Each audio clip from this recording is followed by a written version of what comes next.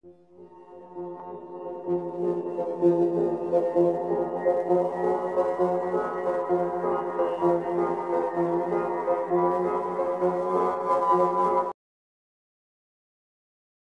Fahrudin, kecil bernama Muhammad Jazuli, lahir pada tahun 1890. Adik kandung Daniel Kiai Syuja. Beliau ini tergolong anak yang memiliki watak tegas. Dia memiliki kemauan kuat dan berjiwa mandiri. Perawakan Jazoli memang tak sebesar dan setinggi Daniel. Badannya tampak tegap, kulitnya hitam manis, dan hidungnya mancung. Tatapan matanya begitu tajam. Dilihat dari kontur bibirnya menggambarkan karakter seorang anak yang tak kenal rasa takut. Sebagai seorang anak dari abdi dalam keraton, Haji Fahrudin atau Jazoli cenderung tidak menyukai tradisi feodalisme. Beliau tergolong anak yang memberontak terhadap tradisi, terhadap kedudukan, dan karakter ayahnya sebagai abdi dalam. Jazuli merasa tidak cocok. Walaupun demikian, dia tidak pernah melawan ayahnya. Jazuli tetap memberikan penghormatan yang layak kepada orang tua yang telah membesarkannya.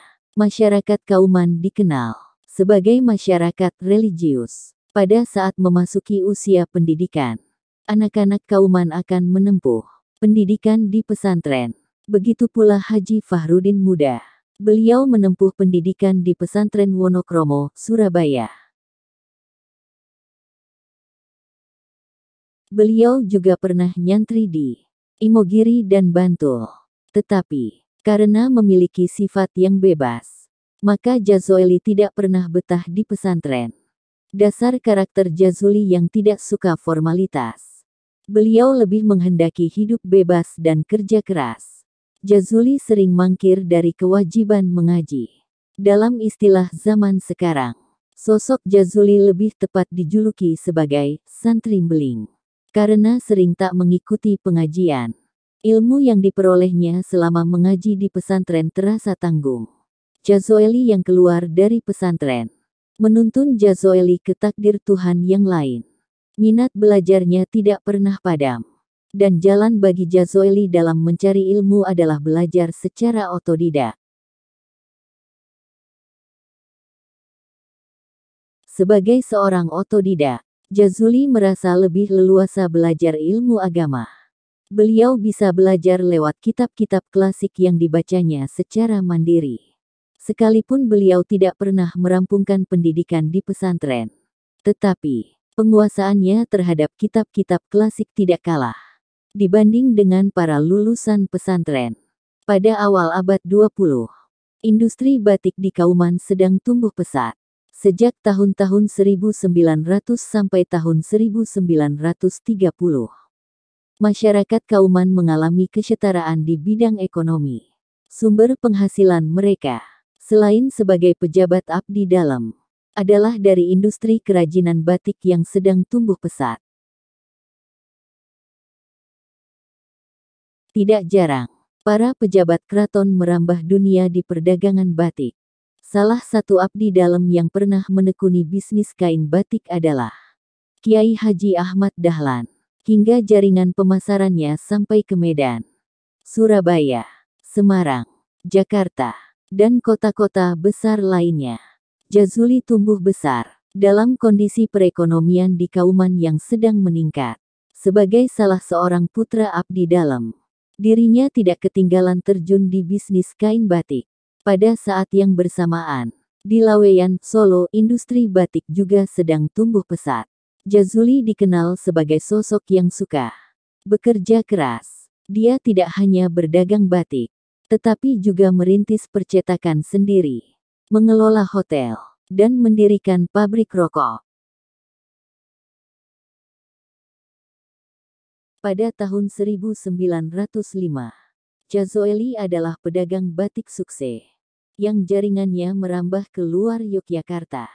Dia dikenal sebagai tokoh yang pertama kali menganjurkan media massa sebagai sarana mempromosikan produk-produk batik di Kampung Kauman. Pada tahun ini pula Jazoli melakukan perjalanan haji. dan mengganti namanya menjadi Haji Fahrudin. Salah satu santri Kiai Haji Ahmad Dahlan yang memiliki kemampuan mengarang adalah Haji Fahrudin. Kiai Haji Ahmad Dahlan juga menganjurkan santri-santrinya untuk terlibat dalam pergerakan nasional yang marak sejak awal abad ke-20 Masehi. Pada hari Rabu, tanggal 27 Februari tahun 1929,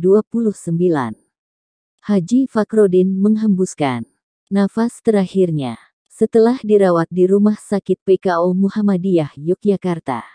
Pasca pemberlakuan disiplin partai di tubuh Partai Sarekat Islam PSI, Haji Fakhruddin memang sudah sering sakit-sakitan. Kabar meninggalnya Haji Fakhruddin memang cukup mengejutkan pada waktu itu. Haji Fakhruddin lahir pada tahun 1890 dan meninggal pada tahun 1929. Dengan demikian, Haji Fakhruddin meninggal dalam usia 39 tahun. Atau memasuki 40 tahun. Kerabat, kawan dekat, dan organisasi yang pernah menjadi medan perjuangannya langsung memberikan ucapan bela sungkawa.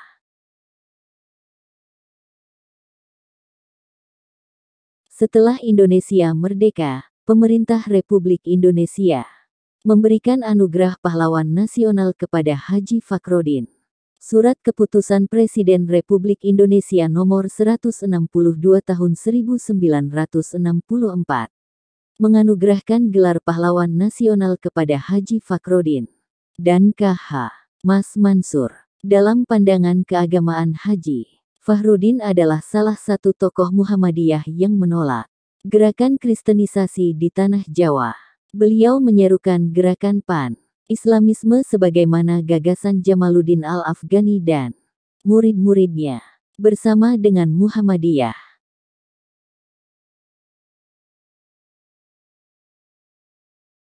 Dalam aktivitas politiknya pun Haji Fakhruddin banyak bergaul dengan tokoh-tokoh kiri seperti Mas Marko atau Haji Misbah. Tapi pergalauan Haji Fakhruddin dengan mereka tidak membuat dirinya terjebak pada gerakan-gerakan kiri yang hidup pada masa itu. Dalam pandangan keagamaan, Haji Fakhruddin adalah salah satu tokoh Muhammadiyah yang menolak gerakan Kristenisasi di tanah Jawa. Beliau menyerukan gerakan Pan-Islamisme sebagaimana gagasan Jamaluddin Al-Afghani dan murid-muridnya bersama dengan Muhammadiyah.